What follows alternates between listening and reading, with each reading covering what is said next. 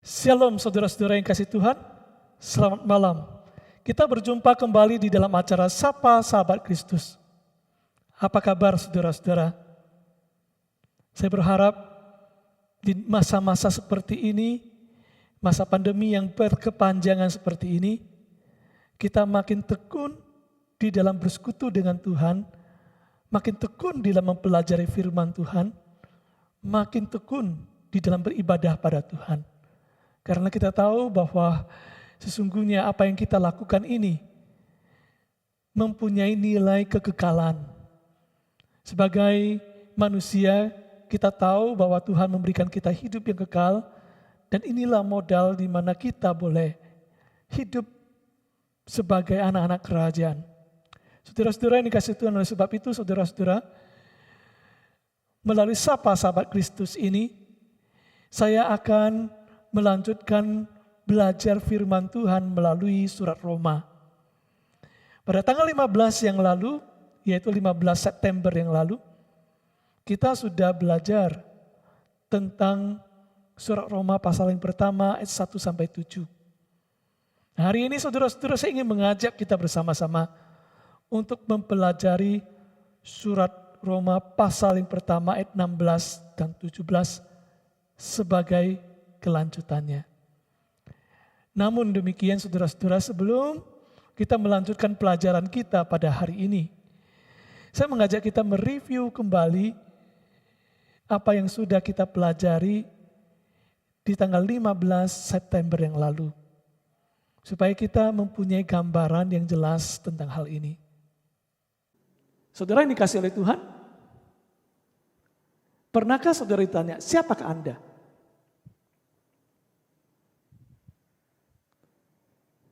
Nah saudara, ini adalah satu pertanyaan yang mungkin dalam sehari-hari kita temukan saudara.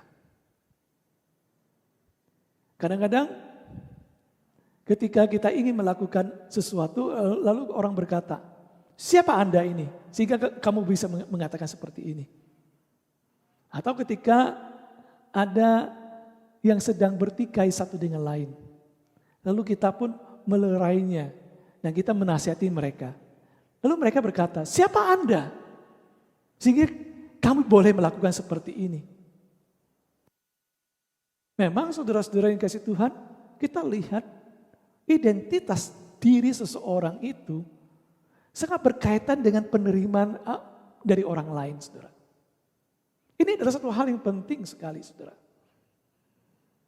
Maka saudara-saudara, kita perlu dikenal untuk bisa ada bersama-sama dan diterima oleh mereka, bukan saudara? Tetapi ada seorang asing datang dan berbicara, kita akan curiga, kita penuh dengan ketakutan.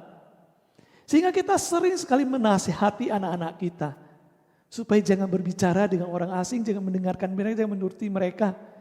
Kita mengajar mereka untuk mencurigai setiap orang asing karena mungkin saja mereka berbuat jahat pada Anda. Kenapa?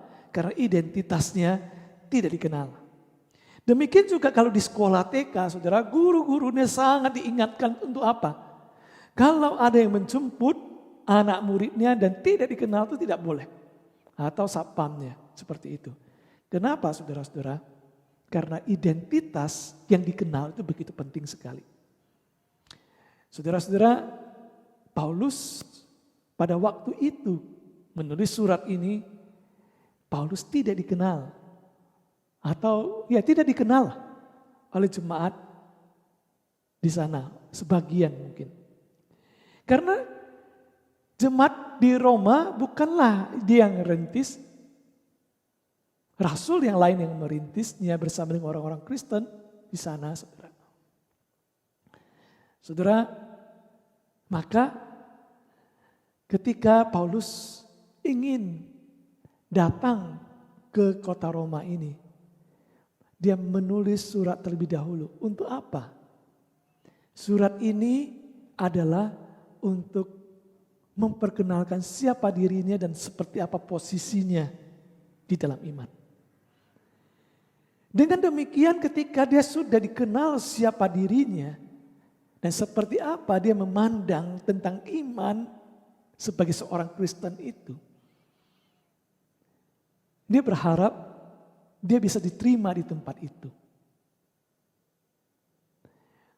Surat Roma adalah sebuah surat memperkenalkan dirinya. Sehingga jemaat itu tidak perlu mencurigai dia ketika dia datang, saudara.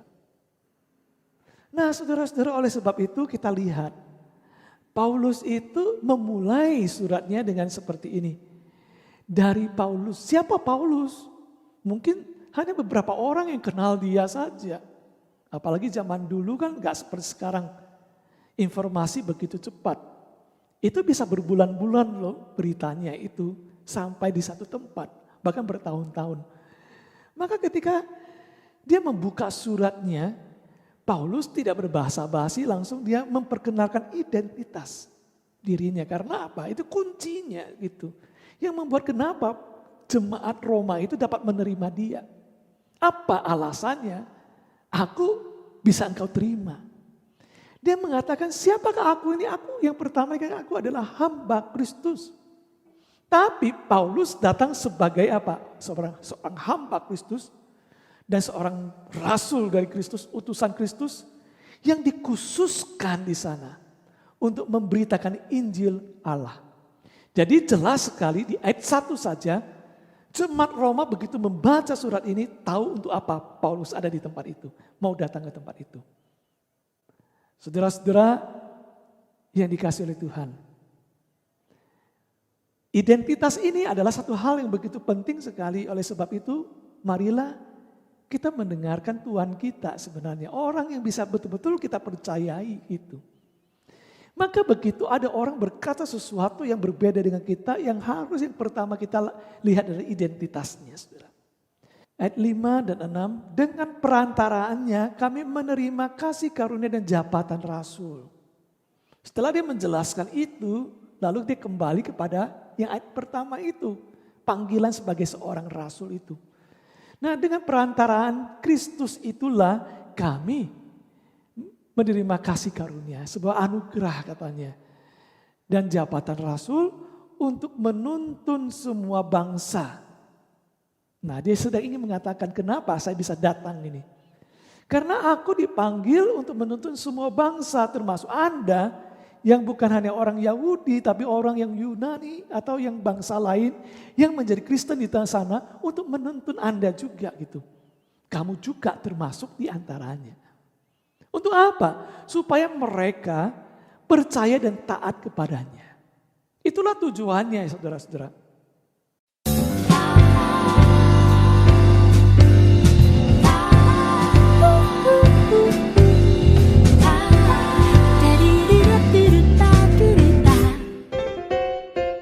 Tiap langkahku diatur oleh Tuhan dan tangan kasih-Nya memimpinku di tengah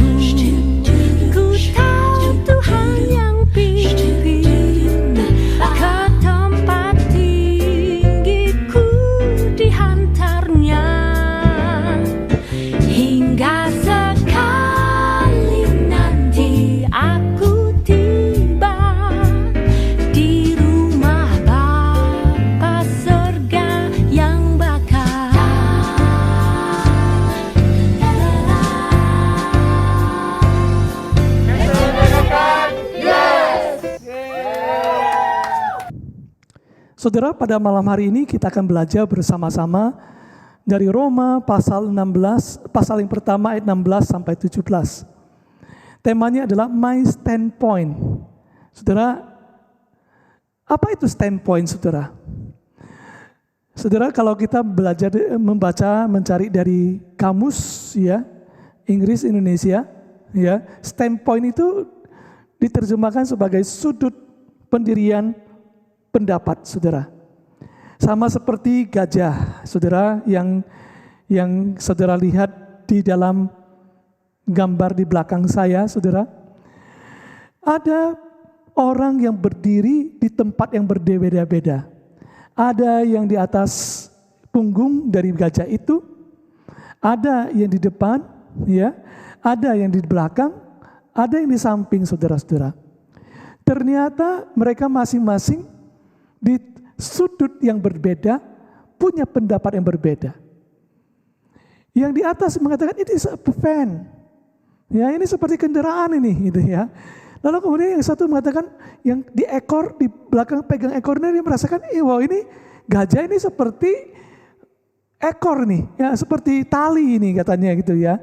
Ada yang pegang kakinya mengatakan ini pohon ini, ya gajah seperti. Ada yang pegang badannya dibentang, waduh gajah itu seperti tembok. Nah saudara saya yang pegang hidungnya mengatakan gajah itu seperti ular. Nah saudara-saudara yang dikasihi oleh Tuhan, di tempat yang berbeda, pendapatnya menjadi berbeda. Di sudut yang berbeda, pendapatnya berbeda, pendiriannya berbeda. Nah saudara, standpoint ini ya lahir dari teori, ya sebuah teori yang bukan sekarang tetapi sudah sangat lama, tahun 1807. Dipelopori oleh seorang filsuf yang Jerman ya, yang bernama George Wilhelm Friedrich Hegel. Nah saudara-saudara, ini kondisi ini yang mengatakan, menggambarkan hubungan antara Tuhan dan budak, gitu ya. Walaupun Tuhan dan budak itu hidup dalam ruang lingkup yang sama, tapi masing-masing mempunyai pengetahuan dan pengalaman yang berbeda. Nah hal tersebut disebabkan oleh karena posisi mereka yang berbeda dalam kehidupan sosial. Nah oleh sebab itu saudara-saudara, di dalam posisi yang berbeda itu seperti gambar yang kita lihat itu. Nah di dalam gambar yang kita lihat saudara, kita melihat polisi memandang pencuri memandang polisi, ya kacamatanya berbeda gitu ya. Nah bukan kacamata tapi gambaran di dalam kacamata itu berbeda. Jadi seperti ini, karena di posisi yang berbeda, maka masing-masing punya pendapat yang berbeda, pendirian yang berbeda. Nah saudara-saudara yang dikasih oleh Tuhan, ini yang menjadikan mengapa pendirian itu penting, saudara. Saudara kita lihat lagi contoh ya, contoh yang lain lagi saudara. Nah di dalam contoh yang lain kita lihat, ada dua orang, yang satu yang hampir tenggelam, satu tetap berdiri di atas air yang dangkal. Nah, yang hampir tenggelam itu berkata, wah di sini ini ya, di sungai ini atau ini sangat dalam sekali. Sedangkan yang temannya yang satu lagi berkata, enggak, ini dangkal kok, enggak dalam kok. Karena apa? Karena mereka masing-masing berdiri di tempat yang berbeda, posisi yang berbeda, pendirian berbeda. Nah ini yang menjelaskan kepada kita sering sekali ketika seseorang dengan orang yang lain punya pendirian yang berbeda di posisi yang berbeda, maka tidak ada ketemunya saudara-saudara yang kasih Tuhan. Tidak bisa berdebat karena masing-masing merasa aku benar ini, aku benar. Nah di dalam kehidupan dalam dunia ini oleh sebab itu ada perdebatan yang memang tidak bisa diselesaikan, saudara-saudara. Kenapa gak bisa diselesaikan? Karena kita masing-masing berpegang pada pendirian yang berbeda. Kita berdiri di posisi yang berbeda. Termasuk dalam kehidupan sosial kita, pengalaman yang berbeda. Sehingga itu yang menyebabkan kenapa kok pertentangan, konflik itu sering sekali tidak bisa diselesaikan. Bahkan di dalam keluarga juga. Ketika dua orang suami dan istri itu masing-masing berdiri di sudut yang berbeda, dengan cara pandang yang berbeda, pendirian yang berbeda, pendapat yang berbeda, saudara-saudara, dasar yang berbeda akan menyebabkan saudara-saudara, mereka itu tidak pernah dapat menyelesaikan persoalan mereka, saudara. Maka saudara-saudara yang dikasih Tuhan, kita tahu ini, pendirian itu penting sekali, standpoint itu penting sekali, saudara-saudara. Jadi kita jangan menjadi orang yang putus asa. Ketika orang punya pendapat yang berbeda, kita tahu bahwa orang itu berdiri sudut berbeda dan dia berpegang pada hal yang berbeda. Nah, saudara-saudara yang memahami ini, saudara, kita akan bisa melihat ayat 16 dan 17 di Roma pasal 1 ini, saudara. Mari kita melihat di dalam Roma pasal 1 ayat 16 dan 17.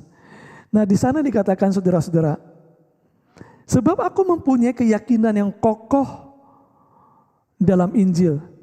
Karena Injil adalah kekuatan Allah yang menyelamatkan setiap orang yang percaya, pertama-tama orang Yahudi, tetapi juga orang Yunani. Ayat 17, di sana dikatakan, sebab di dalamnya nyata kebenaran Allah yang bertolak dari iman memimpin kepada iman. Seperti ada tertulis, orang benar akan hidup oleh iman. Saudara-saudara yang dikasihi oleh Tuhan, apa yang menjadi kesan saudara ketika membaca dalam bagian ini, saudara? Saudara, saya mendapatkan di sini Paulus sedang menunjukkan standpoint-nya. Ini memang sampai ayat 16 itu memang Paulus seperti yang sudah kita dengarkan adalah dia sedang ingin supaya jemaat mengenal dia dan dia ingin menunjukkan disinilah standpoint-ku. Kamu tidak perlu curiga padaku karena apa? Kamu bisa terima aku karena apa? Di sini aku berdiri dengan sikap yang seperti ini, dengan pendirian yang seperti demikian. Inilah posisiku. Dari apa? Siapa aku? Posisi saya terhadap kitab suci dan posisi saya terhadap Injil. Sekarang dikatakan. Nah, dia mengatakan aku mempunyai keyakinan yang kokoh. Dengan kata lain, saudara-saudara, ada sesuatu yang dia katakan tidak perlulah kita perdebatkan lagi. Saya gak akan tergoyahkan oleh apapun juga karena keyakinan saya sangat kokoh. Ya, tidak tergoyahkan sama sekali. Nah, saudara-saudara, inilah adalah pendirian, saudara. Ternyata di dalam perjalanan iman kita sangat penting sekali kita mempunyai yang disebut apa? Keyakinan yang kokoh, saudara-saudara. Maka satu tugas dari setiap anak Tuhan di dalam kehidupan dia adalah apa? Belajar supaya membangun keyakinan kokoh di dalam apa? Injil. Injil yang menyelamatkan orang Yahudi dan orang Yunani. Paulus mengatakan, aku adalah rasul yang dipanggil, yang diutus untuk mengabarkan Injil. Memberitakan Injil kepada semua bangsa. Nah, bagaimana saya bisa menjalankan itu semua? Dasarnya karena dimulai saya memang berpijak secara kokoh bahwa Injil itu menyelamatkan semua orang. Menyelamatkan orang Yahudi, menyelamatkan orang Yunani. Semua kelompok itu sangat membutuhkan Injil itu keyakinan saya untuk bisa menjalankan sebuah pelayanan. Saudara-saudara ini kasih Tuhan. Ini penting sekali, saudara. Bagaimana mungkin waktu kita mau menceritakan sesuatu yang kita tidak yakin itu kebenarannya. Betul enggak? Waktu kita mau menjual sesuatu, contohnya, dan kita tahu ini akan rusak, gampang rusak. Lalu kita berkata, barang ini sangat bagus dan dibanting pun enggak rusak. Kita bisa punya keyakinan ngomong seperti ini enggak? Saya yakin sekali enggak. Kalau orang itu berani berbohong dan yakin, waduh, luar biasa jahatnya, kan begitu saudara yang kasih Tuhan. Pasti ketika kita tidak yakin, maka kita tidak juga punya kekuatan untuk apa? Meyakinkan orang lain. Nah saudara, ketika kita ingin memberitakan Injil, apa yang penting di sana saudara? Keyakinan yang kokoh. Dan di sanalah pendirian yang kokoh ini yang membuat kita itu dengan mantap, dengan pasti kita bisa berbicara itu. Dan Paulus mengatakan, saya mau datang untuk memberitakan Injil pada engkau. Kenapa? Karena saya mulai dengan satu keyakinan yang kokoh. Satu pertanyaan buat kita semua. Apakah saudara juga mempunyai keyakinan yang kokoh? Nah saudara-saudara, lalu dia mengatakan Injil yang menyelamatkan orang Yahudi dan Yunani itu apa dasarnya? Lalu saudara, di ayat yang ke-17 di sana dikatakan, dasar yang saya bicarakan itu adalah apa? Kebenaran Allah.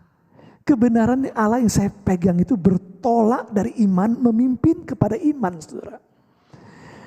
Orang benar akan hidup oleh iman. Ini yang saya pegang, katanya. Seperti ada tertulis. Jadi inilah pegangannya itu ya. Seperti ada tertulis orang benar akan hidup oleh iman. Oleh sebab itu saya berpandangan bertolak dari iman memimpin kepada iman. Dan inilah yang menjadi dasar kenapa kok dia punya keyakinan yang kokoh dan dia yakin bahwa apa yang dia lakukan itu benar. Karena ini adalah kebenaran Allah. Kebenaran Allah itu terjadi karena aku punya iman di dalamnya. Nah saudara-saudara, tentu saja ini bukan satu hal yang mudah. Ini bukan tentang saya kayak tutup mata, saya melompat, saya percayalah ya bahwa ini bukan, saudara-saudara. Kita harus tahu bertolak dari iman memimpin kepada iman adalah menunjukkan sesuatu progresif, bukan? Yang artinya apa, saudara-saudara? Kebenaran Allah itu diungkapkan terus-menerus di dalam kehidupan kita. Yang terus-menerus kita belajar dengan mempercayai, mulai dari beriman kepada Kristus, kepada Tuhan kita. Di dalam perjalanan itu, kebenaran Allah itu diungkapkan. Sehingga pada saat ini yang mungkin ya di satu tahap saya masih tidak tahu kebenarannya seperti itu. Tapi karena saya percaya pada Kristus, maka di sana saya akan menemukan Kristus membukakan. Kebenaran Tuhan itu bukan, kadang-kadang tidak kita mengerti bukan karena tidak masuk akal, saudara. Kebenaran Tuhan itu kita tidak mengerti karena dia melampaui akal kita. Nah kita perlu waktu. Di dalam perjalanan kita secara progresif, saudara. Yang berjalan setahap demi setahap bersama dengan Tuhan, bergaul dengan dia. Maka Tuhan pun mengungkapkan kebenarannya. Satu persatu kepada kita. Sehingga dalam perjalanan kita adalah perjalanan bertolak dari iman, memimpin ke iman. Dan kita di sana belajar, makin punya iman yang teguh, makin punya pendirian yang teguh di dalam kebenaran Allah. Jadi saudara-saudara yang dikasih Tuhan, bagi saya sangat penting sekali. Bagi saya saudara-saudara yang dikasih Tuhan, sebagai anak-anak Tuhan, kita perlu sekali untuk bisa melangkah dengan satu keyakinan yang kokoh. Nah, firman Tuhan ya dalam Matius pasal 5 ayat 37, saudara di sana kita mendapatkan Yesus berkata, jika iya hendaklah kamu katakan iya, jika tidak hendaklah kamu katakan tidak, sebab apa yang lebih daripada itu berasal dari si jahat. Saudara, ini adalah satu lukisan keyakinan yang kokoh, pendirian, saudara, standpoint. Ketika kita punya pendirian yang jelas, maka kita akan menganggap iya adalah iya, tidak ada iya. Bukan soal iya, tidak, kita katakan iya, iya kita katakan tidak. Kenapa orang bisa punya sikap yang seperti ini, saudara? Karena pendiriannya tidak teguh. Oleh sebab itu saudara-saudara yang dikasih Tuhan, saya mengajak kita pada malam hari ini. Mari kita membangun iman kita. Pelayanan kita, hidup kita sebagai orang Kristen dimulai dari keyakinan yang kokoh. My standpoint itu di mana, saudara? Engkau berpijak di mana? Apa yang menjadi pendirian engkau, saudara? Paulus berkata, pendirianku yang teguh itu, yang tidak tergoyahkan itu adalah pada Injil Yesus Kristus, pada kebenaran Allah, pada kitab suci. Saudara, bagaimana? Mari kita berdoa. Bapa di surga, kami sudah belajar firman Tuhan. Biarlah Tuhan menolong kami sehingga kami dapat melakukan dalam kehidupan kami. Melalui Paulus kami disadarkan bahwa betapa pentingnya kami mempunyai standpoint dalam kehidupan kami. Standpoint yang benar berdasarkan kebenaran kitab suci. Standpoint yang benar berdasarkan kebenaran Allah sendiri. Standpoint yang benar adalah ketika kami boleh berjalan dengan iman kepada Kristus Yesus, Tuhan kami. Sehingga dalam perjalanan ini kami akan melihat kebenaran Tuhan dan akan bertumbuh di dalamnya. Dan kami tahu bahwa itu berlangsung secara progresif dalam kehidupan kami. Maka Tuhan, ajarlah kami supaya kami belajar terus beriman dalam kehidupan kami. Ajar kami supaya terus punya kerinduan bergaul dan mempelajari firman Tuhan, karena kami ingin punya pendirian berdasarkan kebenaran firman Tuhan. Kau tolong kami ya Tuhan. Terpujilah Engkau Tuhan. Dan terus kami mau berdoa untuk semua situasi yang sedang kami alami. Tuhan, kami mohon Tuhan menolong kami dalam menghadapi itu semua. Biarlah sesulit apapun kehidupan ini, di dalam segala arah mungkin kami sedang diserang dan kami tidak berdaya. Tuhan, berikanlah kami keyakinan kokoh di dalam Tuhan, di dalam Injil Tuhan. Sehingga kami dapat melangkah sesuai dengan apa yang Engkau kehendaki. Terpujilah Engkau ya Tuhan, kami serahkan semuanya di dalam tangan Tuhan. Biar Tuhan terus memimpin kami, menopang kami. Dan Engkaulah yang dipermuliakan. Kami serahkan terus menerus bangsa dan negara kami dan dunia ini dalam tangan Tuhan dalam menghadapi COVID-19, dalam memperjuangkan vaksin yang akan membebaskan kami dari virus COVID ini ya Tuhan. Biarlah segala usaha yang sedang dijalankan Engkau berkati sehingga boleh berhasil. Ketika bangsa dan pemerintahan kami sedang berusaha untuk bisa menghadirkan 160 juta vaksin, bahkan 320 juta vaksin untuk 160 juta penduduk negeri ini ya Tuhan di tahap yang sekarang ini. Engkau menolong karena segala sesuatu masih belum ada kepastian. Oleh sebab itu kami menyerahkan hidup kami ke dalam tangan Tuhan, menyerahkan pemerintahan kami ke dalam Tuhan, menyerahkan orang-orang yang bertanggung jawab dalam mengelola ini semua, menghasilkan ini. Engkau selamatkanlah kami daripada ini semua. Terpujilah Engkau Tuhan, hanya di dalam nama Tuhan Yesus Kristus kami berdoa. Amin. Saudara, sampai di sini perjumpaan kita pada malam hari ini. Jangan lupa besok kita ada kebaktian doa melalui Zoom meeting. Saudara-saudara yang dikasihi Tuhan, di dalam pertemuan kita bersama dengan saya, saudara-saudara yang sapa sahabat Kristus, kita terus akan belajar bersama-sama dari satu bagian ke bagian lain dari kitab surat Roma. Kita akan belajar tentang Injil keselamatan, bagaimana Paulus menunjukkan standpointnya tentang Injil keselamatan dan dia menguraikannya begitu luar biasa di dalam surat Roma ini. Oleh sebab itu mari kita belajar bersama-sama sehingga kita boleh selesaikan surat Roma ini dengan baik dan boleh belajar mendalami Injil keselamatan. Selamat malam saudara, Tuhan memberkati saudara-saudara.